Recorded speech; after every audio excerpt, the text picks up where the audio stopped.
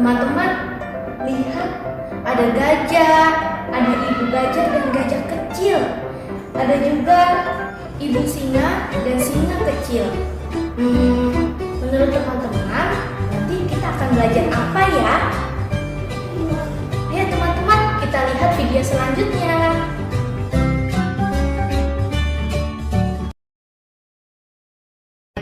Assalamualaikum warahmatullahi wabarakatuh. Halo teman-teman kelas 6. Di video pembelajaran kali ini kita akan belajar tema 1, subtema 2, pembelajaran 1 dan 2. Adapun materi pembelajaran yang akan kita pelajari nanti yaitu sebagai berikut. Nah teman-teman, sebelum kita memulai kegiatan pembelajaran kali ini, mari kita berdoa mengucapkan basmalah. Bismillahirrahmanirrahim. Selama menonton video ini, diharapkan teman-teman dapat fokus dan menyiapkan buku, alat tulis sebelum memulai kegiatan belajar pada hari ini. Mendengarkan materi dengan baik, mengerjakan tugas dengan tepat waktu, dan setelah selesai belajar, merapikan kembali buku dan alat tulis yang sudah digunakan. Di video kali ini, teman-teman akan mempelajari perkembangbiakan hewan, kesimpulan teks laporan, kegiatan ekonomi negara-negara ASEAN, dan penerapan nilai sila keempat Pancasila. Adapun tujuan pembelajarannya sebagai berikut.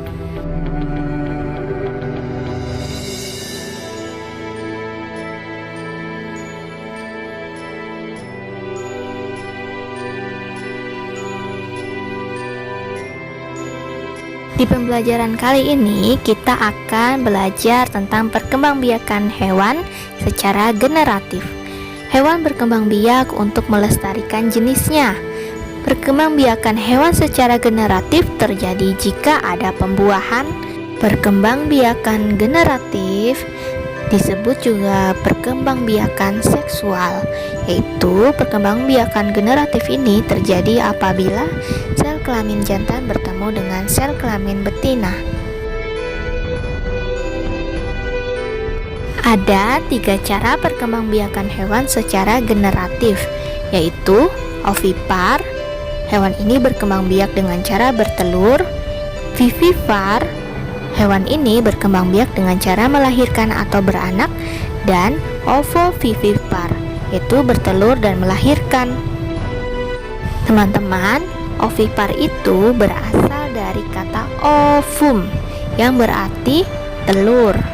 Ovum dihasilkan oleh hewan betina, kemudian akan dibuahi oleh hewan jantan dan menghasilkan zigot.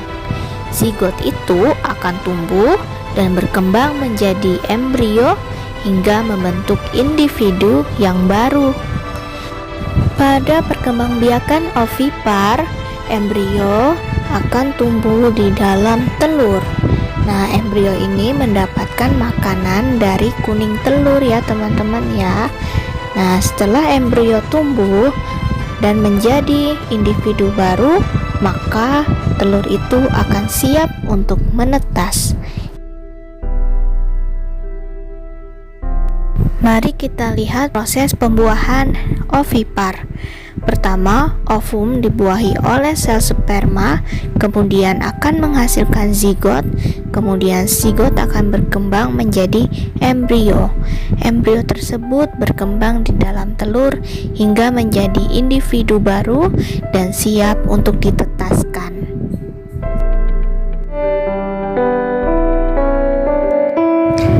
Berikut ini adalah perkembangan embrio pada telur ayam. Pada hari ke-1, jaringan sudah mulai berkembang pada embrio. Kemudian di hari kedua, selanjutnya jantung sudah mulai untuk berdetak. Di hari ketiga, pembuluh darah sudah mulai berkembang dan sudah terlihat kuncup ekor. Hari keempat, bagian sayap dan kaki sudah mulai terlihat, juga bagian otak dan mata. serta di hari kelima sudah mulai terlihat tangan dan kakinya semakin memanjang. Begitu juga di hari keenam yang mulai akan bertumbuh. Di hari ketujuh bagian paruh sudah mulai terlihat dan berkembang. Di hari ke-8 bagian bulu sudah terlihat secara kasar. Di bagian hari ke-9 mulut sudah bisa terbuka. Hari ke-10 cakar sudah mulai terlihat, dan di hari ke-11 bagian ekor yaitu terdapat bulu-bulu. Di hari ke-12 kita bisa melihat perkembangan pada kakinya. Di hari ke-13 terdapat lipatan mata. Di hari ke-14 kepala mulai berturun dan bertambah besar mengikuti besarnya telur. Sampai ke hari 15 semakin bertambah besar. Di hari ke-16 bulu-bulu sudah mulai tumbuh untuk menutupi bagian tubuh ayam. Begitu juga di hari ke-18 embrio akan memuat suatu ukuran sesuai dengan telurnya. Di hari ke-19 dan mulai akan berkurang air yang ada. Kemudian di hari ke-20 embrio atau ayam sudah membentuk individu pun menetas di hari ke-21. Hewan ovipar terbagi menjadi dua, yaitu ada pembuahan internal dan eksternal. Pada internal terjadi di dalam tubuh induk betina, sedangkan eksternal terjadi di luar tubuh induk betina. Untuk contoh pembuahan internal terjadi pada mamalia unggas seperti ayam dan burung. Untuk pembuahan eksternal terjadi pada hewan ikan, salamander, katak, kerang, dan udang serta kepiting. Adapun ciri-ciri hewan ovipar sebagai berikut. Yang pertama, hewan ovipar daun telinganya tidak terlihat atau kecil seperti ayam tidak terlihat. Yang kedua, tidak memiliki puting susu dan kelenjar susu sehingga tidak dapat menyusui. Yang ketiga, embrio mendapatkan makanan dari cadangan makanan yang ada di dalam telur. Nah, pada telur ini terdapat kuning telur yang merupakan cadangan makanan untuk embrio hingga embrio menetas. Sebagian besar hewan ovipar ini berasal dari aves atau unggas seperti ayam, bebek, burung, dan juga berasal dari reptil atau hewan melata seperti buaya dan lain-lain. Kita lanjut ke hewan yang berkembang biak dengan cara melahirkan atau disebut vivipar. Perkembangbiakan hewan ini ditandai dengan proses pembuahan internal yang terjadi di dalam rahim induk betina.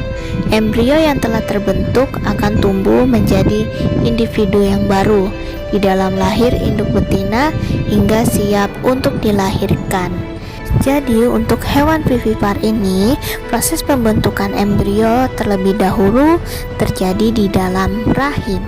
Setelah di dalam rahim terbentuk individu baru dan sempurna, maka individu baru tersebut bisa untuk siap dilahirkan. Ciri-ciri hewan vivipar. Yang pertama, hewan vivipar memiliki daun telinga. Daun telinganya biasanya memanjang. Yang kedua, memiliki puting susu dan kelenjar susu untuk menyusui anaknya.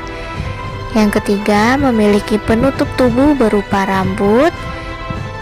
Yang keempat, ketika di dalam kandungan, embrio memperoleh makanan langsung dari induknya melalui plasenta atau tali pusar.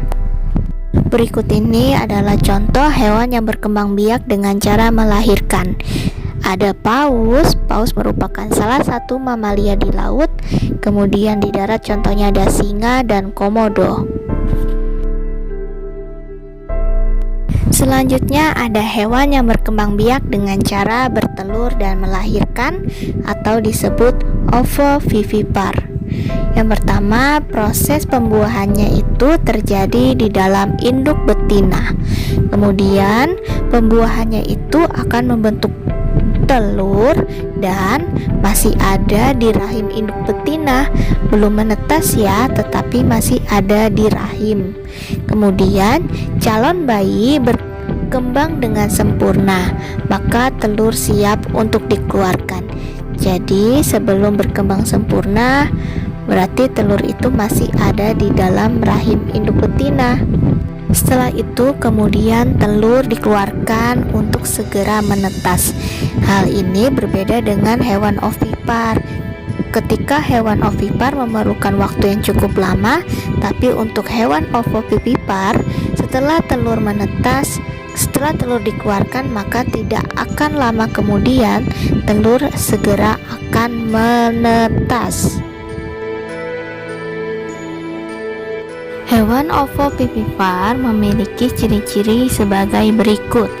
Yang pertama, telurnya berkembang di dalam tubuh induk betina. Yang kedua, janin yang ada di dalam telur mendapatkan makanan dari cadangan makanan yang sudah ada di telur. Yang ketiga, saat mencapai usia matang, telur akan menetas dalam tubuh induk dan anak pun keluar dari dalam tubuh induk. Yang keempat, hewan ovovivipar ini tidak menyusui anaknya, jadi bukan termasuk golongan mamalia untuk hewan ovovivipar ini. Contohnya ada kadal dan bunglon.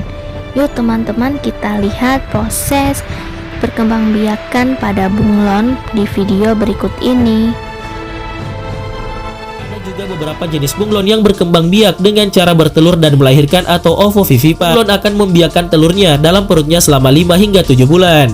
Bunglon yang berkembang biak dengan cara ovovivipar akan hamil selama 5 hingga 7 bulan. Setiap anak bunglon yang dilahirkan akan berada dalam membran lengket yang merupakan kantong kuning telur. Induk bunglon akan menempelkan telur tersebut pada ranting pohon di mana membran akan pecah dan memberi jalan bagi bayi bunglon untuk keluar. Pada musim kawin, bunglon berubah warna untuk menarik atau menolak lawan jenis. Betina bunglon biasa yang warnanya kecoklatan dapat berubah menjadi warna jingga terang, menandakan bahwa ia bersedia untuk kawin. Setelah kawin dengan jantan pilihannya, bunglon betina merubah warnanya menjadi Halloween untuk memberitahu pejantan lain bahwa ia sudah memiliki pasangan. Anak bunglon yang telah lahir tidak mendapatkan pengasuh dari induknya. Ia harus berjuang dan belajar hidup serta mencari makan sendirian. Seekor bunglon dapat hidup antara 5 hingga 9 tahun di alam liar. Berikut ini tugas pertama, teman-teman kerjakan soal ini di buku tulis ya.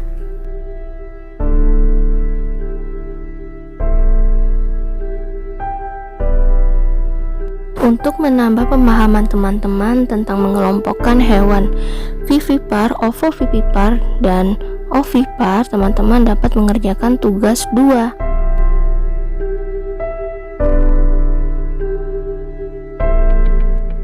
Tadi kita sudah mempelajari cara perkembangbiakan hewan. Apakah teman-teman tahu bahwa hewan merupakan salah satu sumber daya yang dapat dimanfaatkan manusia? Melalui kegiatan ekonomi, masyarakat mengelola sumber daya alam dan memanfaatkan hasilnya. Bagaimana ya dengan kegiatan ekonomi di negara ASEAN? Apakah kegiatan ekonomi di negara ASEAN sama dengan yang ada di negara Indonesia? Yuk kita simak video berikutnya. Kita mulai dengan negara Brunei Darussalam.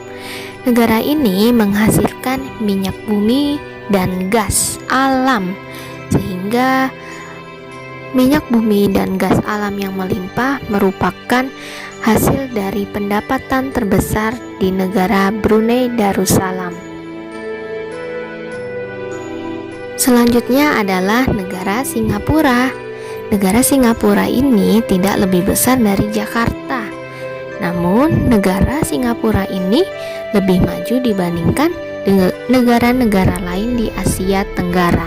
Untuk kegiatan ekonomi di Singapura bergerak di bidang jasa, perindustrian, perhubungan, dan perbankan. Swadikap. Ya teman-teman, kita lanjut ke negara Thailand. Kegiatan ekonomi penduduk Thailand ada banyak sekali.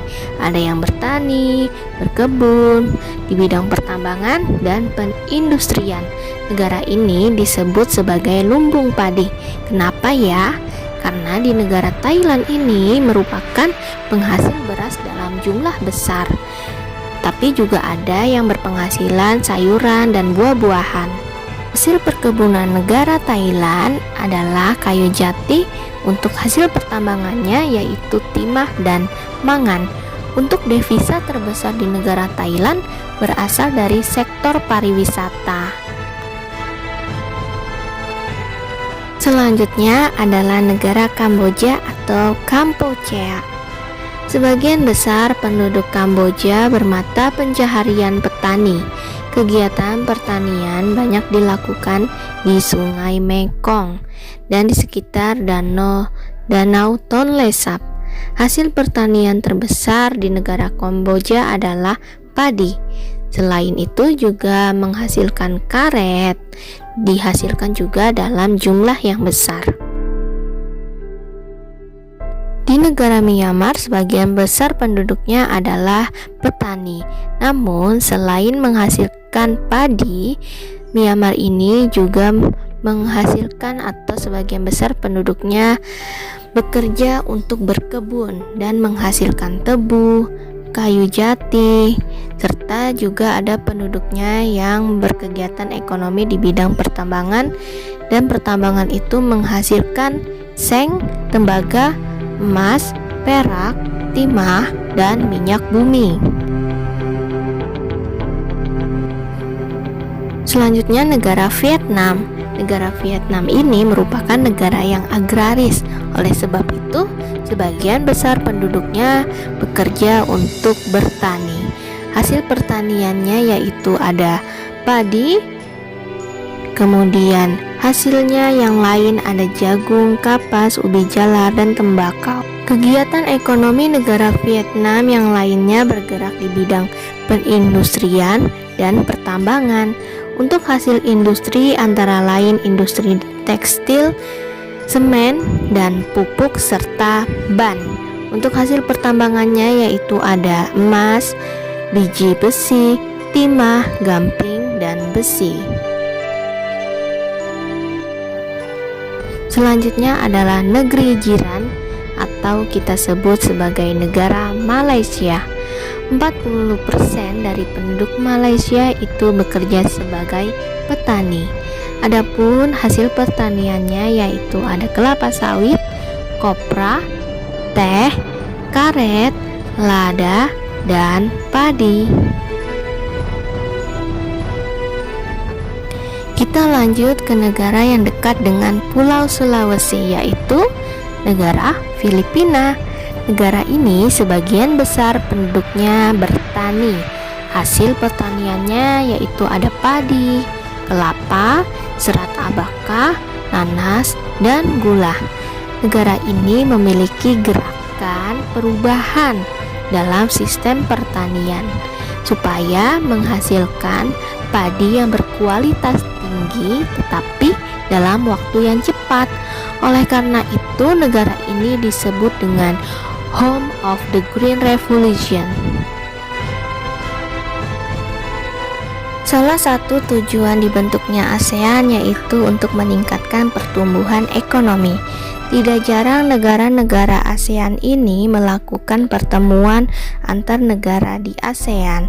Pertemuan ini disebut juga sebagai konferensi.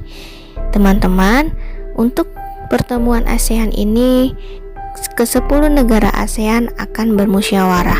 Apakah teman-teman tahu bahwa musyawarah ini sudah sejak lama diterapkan di Indonesia, bahkan tertuang dalam nilai Pancasila? Yuk teman-teman, kita simak video berikutnya. Kegiatan musyawarah ini merupakan pengamalan dari nilai Pancasila sila keempat. Musyawarah merupakan suatu sikap atau upaya bersama dengan sikap rendah hati untuk memecahkan persoalan guna mengambil keputusan bersama dalam menyelesaikan masalah. Nilai yang ada di sila keempat ini menjadi pedoman yang sangat penting ketika kita hendak menyelesaikan masalah yang menyangkut kepentingan bersama atau kepentingan kelompok. Nah, penyelesaian dengan cara musyawarah ini dilakukan untuk mencapai mufakat yang kesepakatannya nanti akan disetujui secara bersama-sama. Nilai-nilai yang terkandung pada Pancasila sila keempat antara lain yaitu mengutamakan kepentingan negara dan masyarakat. Yang kedua, kita tidak boleh memaksakan kehendak kepada orang lain seperti memaksakan pendapat ketika saat kita berdiskusi. Yang ketiga, mengutamakan musyawarah untuk mengambil keputusan dalam rangka kepentingan bersama. Yang keempat, menerima dan melaksanakan hasil musyawarah dengan rasa tanggung jawab. Yang kelima adalah melaksanakan musyawarah dengan akal sehat dan sesuai dengan hati nurani yang luhur. Kita tidak boleh melakukan pemaksaan ataupun kekerasan ketika kita melaksanakan musyawarah. Kita dapat menerapkan sila keempat di lingkungan sekitar rumah kita. Yang pertama, kita melakukan musyawarah untuk menentukan jadwal ronda di lingkungan rumah. Yang kedua, kita mengikuti pemilihan umum. Contohnya, kalau sudah besar bisa memilih pemilihan presiden, bisa ikut pilkada kepala daerah, atau kita juga bisa mengikuti pemilihan ketua kelas dengan tertib dan bersih. Yang keempat, tidak memaksakan kehendak dalam suatu musyawarah yang diikuti. Jadi kita tidak boleh memaksakan pendapat kita untuk disetujui oleh semua orang. Namun hal itu dapat kita selesaikan dengan cara berdiskusi untuk mencapai mufakat. Selesai sudah kegiatan pembelajaran kita pada hari ini. Teman-teman, tadi apa yang sudah teman-teman pelajari? Ya teman-teman, tadi kita sudah belajar perkembangbiakan hewan, yaitu ada 3 cara. Pasti teman-teman masih mengingatnya ya. Kemudian kita juga belajar tentang kondisi ekonomi di negara-negara ASEAN. Kita juga belajar topik bermusyawarah, yaitu sesuai dengan nilai sila keempat Pancasila. Semoga teman-teman dapat menerapkan nilai sila keempat dalam kehidupan sehari-hari ya, ketika terutama dalam diskusi di sekolah. Mari kita tutup pembelajaran kali ini dengan mengucap hamdalah. Alhamdulillahirabbil alamin. Terima kasih teman-teman sudah menonton video ini dengan menyimaknya dengan baik ya. Baik teman-teman, untuk tugas berikutnya akan Miss share di video selanjutnya ya, di akhir video ini. Terima kasih. Wassalamualaikum warahmatullahi wabarakatuh.